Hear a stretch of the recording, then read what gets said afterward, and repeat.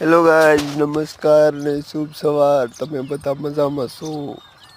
એવી હું આશા રાખું છું। આ જો અમારા ખેતરની હું છું અને અમારા ખેતરની સવાર જો આ છે અમારું ખેતર। તેમાં આવા પક્ષીઓ પણ રહેતા હોય છે। અને તમે શું કહો છો કોમેન્ટ કરીને જણાવજો।